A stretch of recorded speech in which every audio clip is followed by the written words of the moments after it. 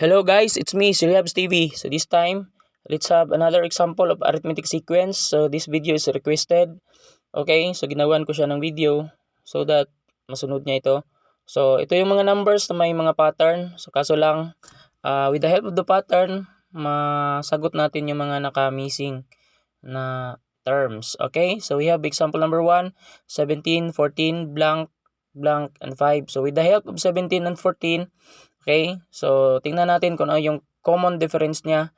So ito yung pattern ng arithmetic sequence is common difference. Okay, so with the help of 14 and 17, so let's subtract 14 minus 17. So the common is, or the difference is negative 3. So therefore, 17 minus 3 equals 14. Then 14 minus 3 equals 11. Then 11 minus 3 is 8. And 8 minus 3, so 5. So now since magkapareho sila lahat ng difference, so that's the pattern. So tama yung sagot natin na 11 at 8. Okay?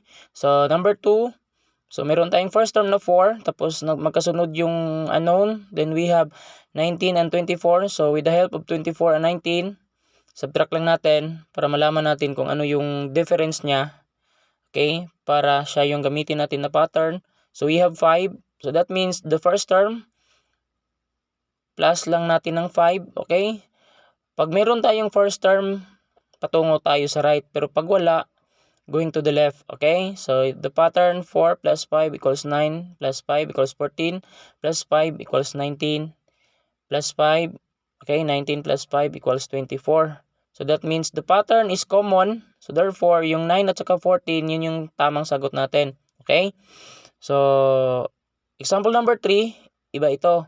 So, walang, yung first 3 terms walang value. But with the help of 8, 12, and 16, so try natin 16 minus 12. Okay, so the difference is 4.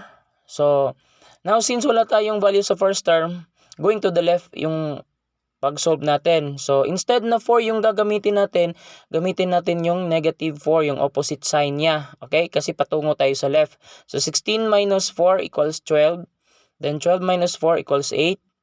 So, 8 minus 4. So, yun yung pattern niya. So, common difference niya. Okay? But, going to the left, so 8 minus 4 is 4. Then, 4 minus 4 equals 0. Okay? Then, 0 minus 4 equals negative 4.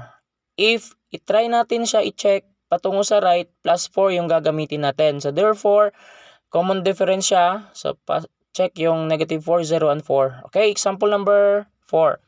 So example number 4, magkapareho sa number 1 at saka number 2, mayroong first term. Okay, with the help of 39 minus 31. Okay, 31, sorry. Then the result is equal to 8. So the difference is 8. So going to the right tayo, so negative 1 plus 8. So gagamitin natin yung plus 8 kasi yung common difference natin. So equals 7 plus 8 equals 15 plus 8 equals 23. Okay, 15 plus 8 equals 23. Then 23 plus 8 equals 31 plus 8 equals 39. So 7, 15, and 23 are correct. Okay, so let's try last example number 5. So we have first term 13, but with the help of negative 17 and negative 11, subtract lang natin sila. So negative 17, magiging plus na 11. So the result or the difference is negative 6.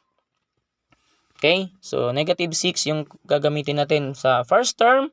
13 minus 6 is 7. 7 minus 6 is 1. Then 1 minus 6 is negative 5. Okay, then negative 5 minus 6 to check the answer.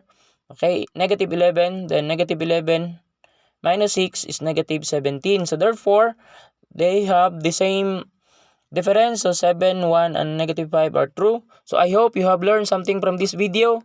Okay, thank you and God bless. Please subscribe and follow for more. Bye-bye.